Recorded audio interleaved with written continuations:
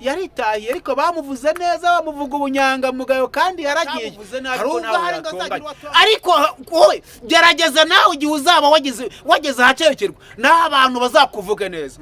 Aleluya. Ariko Mpyisi wari umuzi namuzi twaraganiraga kuri WhatsApp ntabona ifoto ye kuko nta foto yashyiragaho ariko naramwandikiraga kansubiza nanjye tugasuriya yari inshuti yanjye ariko tutaziranye ariko ijambo ry'Imana muhaga ijambo ry'Imana kansubiza irindi yari inshuti yanjye rero karagenda kavuye hano kagere pfiriya kageze pfiriya gasanga umuceri ureze gatangira kuvuga ati uyu muceri ndawurya nte ko mbona abarinzi bameze nabi ko mbona amabaye n'imijugujugu byasaze none ko mbona bashizemo amadebe ko mbona bamanitsemo za gasete zivuza ubuhuha uyu muceri ndawurya gute. Bisanzwe rero twabazaniye umutumirwa ugiye kubagezaho ijambo ry'Imana ariko mbere yuko ari tugezaho reka tubanze dusuhuze inshuti zacu bari mu Rwanda bari hanze y'u Rwanda bari i Burayi turavuze ngo Imana y'amahoro nibahe imigisha myinshi cyane kandi abarwaye tubabwira ngo nimwihangane turabasengera Imana kandi Imana ize kubakiza kandi ababuraye ababuze uko babigenza Yobu yabivuze neza bati Imana shakira iburyo nkagushakira ibumoso nkagushakira nta handi nzi usanzwe ukora ariko nkakubura ndagira ngo mbabwire yuko isaha yawe nigera Imana izagukubira ku byo watakaje byose. Ndabifuriza rero kugira ngo mwihanganire ibibagerageza by'uburyo butari bumwe ni mwihangane. Uyu rero nk'ibisanzwe ni umugabo mumenyereye ariko reka muhe umwanya abibwire kandi abagezaho icyo Imana yashyize ku mutima we.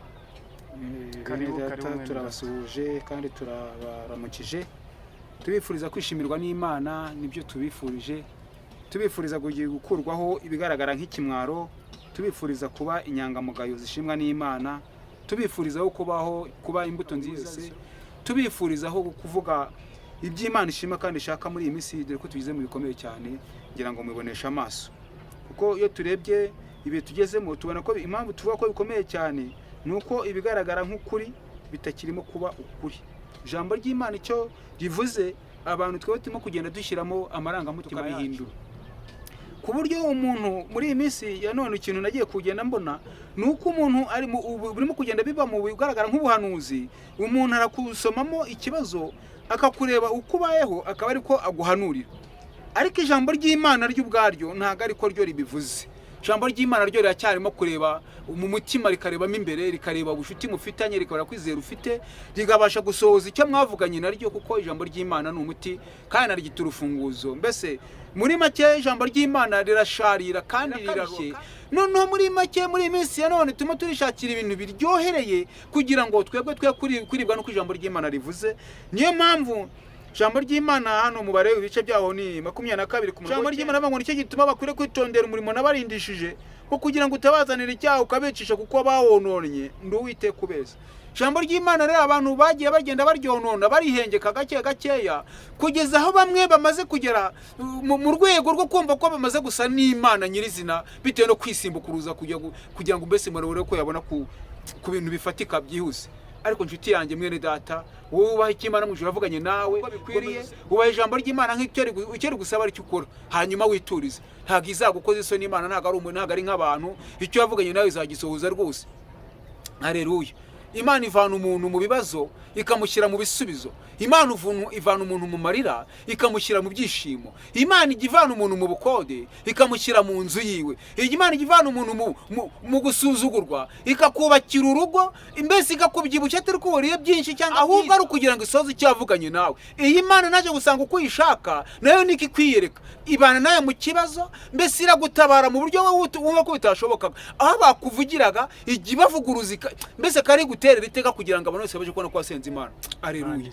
Aleluya. Mbese igibashe kukugamije ikagushakira umutaka mbese ikagufata nk'umwana mutoya ubona umwana mutoya kupampa gisinga ajya kuyigurira ahubwo barayimugurira ntabwo akenera amavuta ngo ajya kuyigurira ahubwo barayamuzanira. Umwana mutoya nta nubwo ajya avuga ngo ni munyoza ahubwo baribwiriza bakamwoza. Umwana mutoya ntabwo ajya yibwiriza ngo ntabwo ari uvuga ngo mujye kundyamisha ahubwo umubyeyi nyiri umwana wabonye ko umwana niba atangiye gusinzira akajya kumuryamisha Aleluya. Njaka kukubwira ngo wowe nubaha Imana ukaba umwana w'Imana. Yumva neza uneze amatwi. Iyo wubashye Imana neza ukaba umwana w'Imana, Imana igushakira ibisabwa byose guhera ku gitoya kugeza ku kitwa kari gikuru. Noneho agandi gashyashya irakwimana igakwima bakugirira nabi, mbese bakakuroga ikakurogora, bakakuvuma ikakuvumura, bakagutega ikagutegura, bakakanga ikakwemera, mbese baragusebya ikakuvana mu gisebo kuko yitwa Imana. Kera umwana yabaga agiye kuragira inka zo kwa Ntuza, yabaragiriraga inka, yabaragira imyaka 3, yabaragira imyaka 4. Hari igihe umubyeyi yagiraga impaka bati uyu mwana byanze kunze shingiye uburyo ndagirira inka kanazishitura kanazicanira, mbese akazikorera isuku, ndamugurira intama yishyiremo, iyi ntama yitwiye nibyara sinzamuhaza umusaruro wayo, mbese wa mwana akita ku ntama yita no kurizaga. Ariko akantu wakumvishe mwana tuneze amatwi, njaka kukubwira ngo nubwo bizimenda usobanuza umwuka w'Imana. Iyi mwana yita kw'intama, intama yini yarwaraga inziha, ubwo si intama batarwara inziha zikarwara inziha. Haleluya, haleluya. Mwene data rero ijambo ry'Imana baro 8:14, ijambo ry'Imana ngabarwa n'umwuka wera, abo nibo bana biki yewe nawe uzuza vuga ngo b'Imana. Ndakwifuriza ko umwana w'Imana kugira ngo ushimwe n'Imana. Amen. Imana ishimwe. Aleluya. Nshuti yanjye muri iyi minsi rero twongere twumve, nitumara kumva turenzeho kumvira, nitumara kurenzaho kumvira turarabasha kurama, nitubasha kurama turongeraho kuramuka, kuramuka kwacu kongera kuzajya mu mva zacu, imvi zarabaye iki uruyenzi. Imana ishimwe. Amen. Ariko sishize nubisha ikiganiro cyuriya musaza witahiye witwa Ezra Mpyisi. Na yandi makuru muziho, ariko aya makuru numvishije kuri radio, numvishije bavuga neza. Uko kwiza bavuze rero harimo nabo bavuga ibibi. Rero gerageza izina bagenda n'abantu bagutangira uhamya ko wabaye iki inyangamugayo. Aleluya rero. Gerageza nawe ugerageza ugira abantu bagutangira ubunyangamugayo mu mudugudu utuyemo, bagutangira umunyangamugayo mu kagari, bagutangira ubunyangamugayo mu karere no mu murenge, mbese ku buryo n'Imana yari ibihishwe nireba mu mutima isanga iby'ibyo bakuvugaga byari ukuri. Imana ishimwe kandi Imana ihabwa icyubahiro. Sibura abantu ntibashaka kuvuga neza mu isi, ariko Imana itakuvuga neza. Ubwo icyo gihe bikeretse yari ibintu twabyita nk'ibintu urase cyangwa twabyita ibigimba bitari umuhore, mbese bakakuvuga ibigimbo bitari umuhore. Ubona bafashije abantu, nyamara hari izindi nyungu wari utegerejemo, bakavuga ko wajya gufasha imfubyi n'abapfakazi, ariko inyungu zawe batazizi. Ariko Imana yo yarebaga umugambi wawe, kuko biratubwira ngo akaboko k'iburyo nigakora ak'ibumoso nikabimenya. Nyine mu buryo bwiza abo bantu kuba bafashije bigatuma umenyekana, icyiciro cya mbere. Ikindi cya kabiri kuba wumva muri harimo ibintu bikwihishemo bitarimo kugaragara, hari Imana ireba mu mutima. Yego. Sibyo? Kuko abantu bake cyane gukora ibintu bigaragarira abantu ko ari byiza, ariko nyuma hari ikindi kintu kibwisha inyuma kibi. Sibyo? Urugero urabona nkora tuno dusikari tunarimo kubona, turebe neza tuntu wakoze tudutebe bakunze bacu badukurikirana ahantu ni ku rutare. Bye neza hariho utuntu tw'udusikariye twubatse na isima, udutebe tubiri ubona kamwe akicayeho kandi kari imbere ye twubatse. Twumva impamvu ngo yatwubatse. Impamvu natwubatse utungutu ngiye natwubatse nta nyungu yanjye mbifitemo nyirizina, ariko natwubatse umutima wanjye uvuga ngo wabyanze kunze nshobora kubonamo inyungu ku munsi Imana mu ijuru izinge ntazi. Twasengera turi abantu benshi, noneho na runo rutare ko rumeze ruratsuka, noneho imvura yagwa tukabyigana hanaga na haruguru, abafite imbaraga tugafata hano ku mabuye, ariko ababyeyi badafite aho bafata bakajya batsuka. Noneho ndavuga inyanze kunze nza kuza kubitekerezaho, nibaranye nk'imyaka 8 hari mbitekereza nk'abarika ahantu wazakora gutyo, ariko nshima Imana ko yabimfashijemo, imaze kubimfashamo ahantu ndahubaka, hashyira tuno dusikariye mvuga ngo urabanga abantu nibicaraho rero ntabwo bazajya batsuka. Imana ishimwe. Urabona ko nkize iki gikapu kigafataho na telefone yanjye ikabifashaho kuno, ubusanzwe yakagombye kuba yatsutse firi, ariko abaje bigaragara ko abantu bicaraho. Noneho mu gihe cyashize rero njya kuza kudushyiraho, nadushyizeho nkiraho n'agasima kuri navanwe none mfite n'umugambi uko nzaturisa neza tukakutungana, ariko ntabwo naye nakabigero bitewe nuko hari bitaraboneka, ariko ubushobozi buri ku nabyo bizakunda mu izina rya Yesu. Rero cyaka kukubwira ngo iki ni igikorwa uko bibona gutyo. Inge ntuye mu majyepfo mu karere ka Kamonyi, naho umwuka wajya mu rugo gashiramo ibi bintu ntabwo ndarambisenya, birahaguma. Nibihaguma rero uzaza kahicara, Imana izajya ibindebamo ibimboneremo.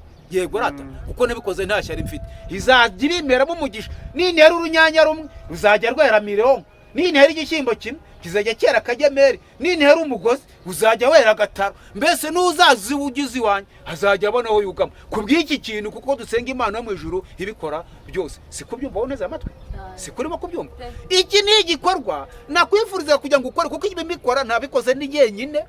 N'amazi narayizaniye, isima ndayizanira, nta mucanga ntawo, n'itaka nakoresheje nuko nashyizemo isima, mbikoresha ubwenge bwanjye n'Imana. Mbese hari indirimbo z'inyarwanda zivuga ngo bivuga ku bafundi ariko bahindura ibintu. Nanjye ibi nabihinduye kubwo kwitwa umufundi, ngira ngo ubwoko bw'Imana bubashe kubona aho buruhukira.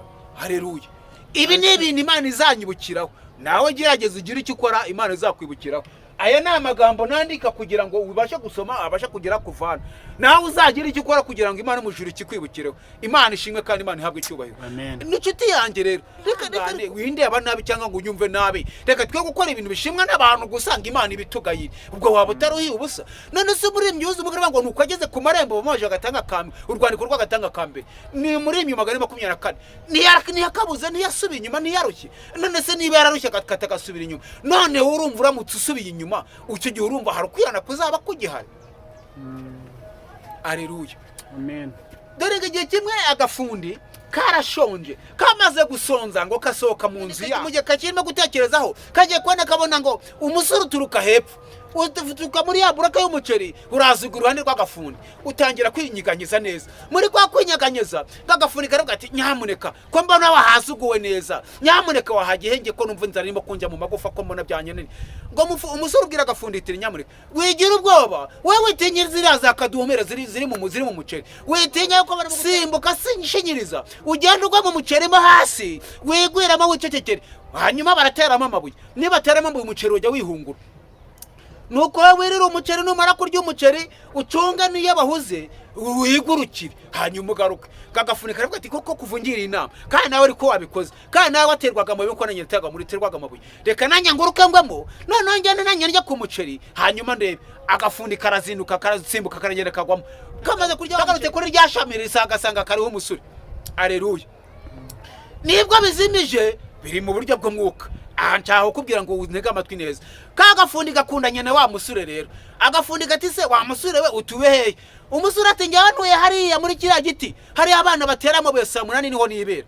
Agafundi gati se nyamuneka ukira gute imijugujugu y'abantu bahaze ibijumba byo muri ruronko, ukira gute imijugujugu y'abantu bahaze inyotse, urumva ukira gute abana imipira batera za karere na za za kabumbu uzikira gute? Umusore ati njyawe ntago hari ahantu mabarizwa, mpaba nijoro kumanywa, mpaba none muri make mpaba nahaba. Umusore ati rero ko numva utangiye kunsekaza, wowe utura hagana he? Agafundi kati njyawe ntura mu gikari kwa wa mukecuru, uzaza tujyane njya kukwereka. Agafundi kati rero tugende njya kukwereka. Biragiye bikase mu gikari, wa musore kubwo ko birimo kwikeka ko hari birimo kujena, uba no mukecuru hafi ngaho ati ntago ngaruka, ntago ndibuza kwinjira ngaho, ati nyamureka muri kira tugende. Asa mukecuru ntadukubita umujugujugu, ati umukecuru mu myaka tubanye pabyari abakuruza n'ubuvivi, nta mabuye, nta n'urugomo, nta rugoma agira, ngwino winjira mu nzu.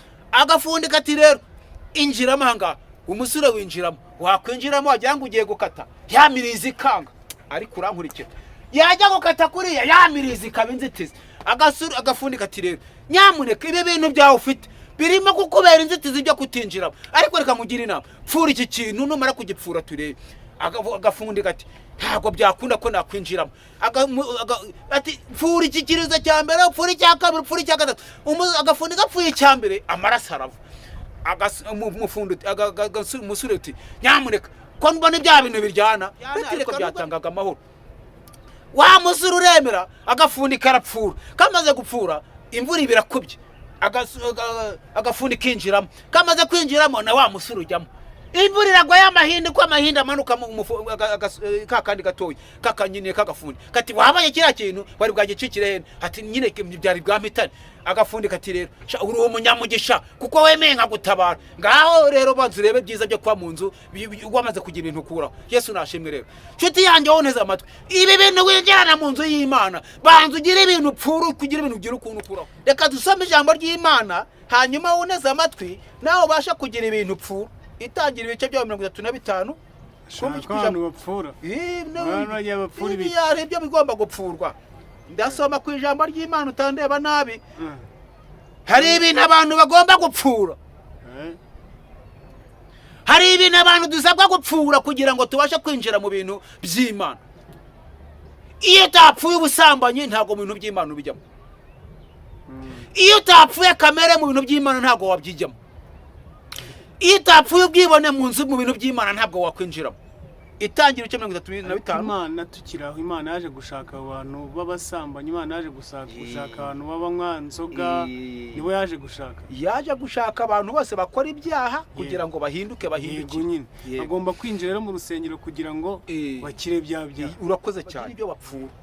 Reka dusome ijambo ry'Imana itangira 35 twumva uko birivuze. Rasheli apfa amaze kubyara Benjamini. Imana ibwira Yakobo iti haguruka uzamuka ujye i Beteli utureyo, wubakire igicaniro Imana yakubonekeye ubwo wahungaga Esawu mwene so. Maze Yakobo abwira abo mu rugo rwe nabo bari kumwe bose ati mukureho imana z'abanyamahanga ziri muri mwe, mbese mu bipfure. 3 duhaguruke tuzamuka tujye i Beteli, nanjye nzubakire igicaniro Imana yanyumviye ku munsi w'umubabaro wanjye kandi yagendanaga nanjye mu nzira nagenzemo. Umva bemeye gupfura. Ku murongo wa 4 baha Yakobo imana z'abanyamahanga zose n'impeta zari mu matwi yabo. Yakobo bihisha munsi y'igiti cyari hafi y'Ishekemu. Ku murongo wa 5 umurongo ndengera kana baragenda Imana itera ubwoba mu midugudu ibagose ntibakurikira bene Yakobo. Igihe ni ijambo ry'Imana dusome. Haleluya. Hari abantu banze kugira ibyo bapfura babyinjirana mu nzu y'Imana. Nshuti yanjye gira ibintu pfura. Pfura ibyaha ufite, pfura kamere, pfura gupinga, pfura kutanyurwa, pfura kwihagararaho, pfura isharugira, pfura mbese gerageza ibintu pfura bituma Imana itakwishimira. Haleluya. Hanyuma Imana itugirire neza. Imana ishimwe kandi Imana ihabwe icyubahiro. Kubaha Uwiteka nibwo bwenge kandi kuba mu byaha niko kugira guteyewe niko kujijuka. Haleluya. Hari umuhanzi waririmbye indirimbo z'inyarwanda bamwita Byumva Uhore.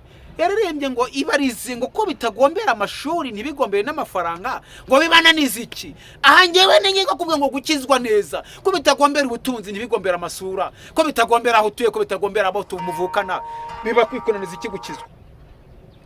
Imana nidutabare kandi turengere. Ubaha Imana, kora iki Imana igushimira kandi gushakaho, hanyuma urabe intwaro ushimwa n'Imana. Yesu naduhana umugisha. Amen. Amen. Reka dusoze, kadusoze. Hanyuma ariko nshuti yanjye usoze dushozanyije uhindutseho iki, dusoje uhindutseho iki mu mivugire, mu mikorere yawe udusozanyije uhindutseho iki, urumva uhindutseho iki mu byo uvuga, uhindutseho iki mu byo ukora, mbese wubashye Imana ute, urumva umutima wawe ukubwiye ngo iki, urumva muri wowe utekereje, urumva uhindutse ute, urumva uhindukiye ute, wubashye Imana ute. Imana nitugirire neza. Tega amatwi ngusengera Imana, hanyuma nawe ubashe kuba ubugingo. Imana nitugiriye neza. Nunyenera uzamvugishe nzakwitaba kuri telefone yanjye, ngiziri aho ziba ziri zibashirireho bazibashe kuzibona kuko ntago biba byoroshye. Ijambo ry'Imana nicyo ryavuze, izo nimero nizo nkoresha nkoreraho mbasha koraho umurimo w'Imana nahawe n'Imana, ibindi Imana ikaduhana iki umugisha. Kubaha Uwiteka nibwo bwenge kandi kuva mu byaha niko kujijuka. 0783829272 Uwiteka Imana nziza, Imana yera, Imana y'amaboko, Imana y'ubutware. Uri Imana itari yo kubw'amatora, uri Imana tutamamaza ahubwo ibyo ukora birakwamamaza. Uvusha izuba ukagusha abantu mu burwayi urazingura. Uri Imana utanga urubyaro urema amashimwe. Uri Imana utsindishiriza benshi ujya uvana abantu mu madeni. Uri Imana igikora ubukuru nyuma gitanga urubyaro. Uri Imana igikuraho igisuzuguriro, ikibaro n'ikibi cyawe. Nunyemera usangane buri wese ugushaka, abagiye ku musozi gusenga, abari byuma gusenga, abarwayi bakize, abari bihebye abahumurize, abafite intimba n'agahinda, abari mu gisuzuguriro, abari kurubwa, babuze amahoro mu mutima, barwaye indwara zitari ku matransfert ku marandevu, abafite amakomfikasiyo, abo turabasengera Uwiteka Imana nyingabo kugira ngo urase umugeraho muhumurize, buri wese umurebera amashimwe, buri wese umwimane kandi utanga icyubahiro mu mitima buri wese n'ukuri. Iyo bayishomba gusenga kwacu utubere Imana tukubere ubwoko mbe gusenga kwacu kuri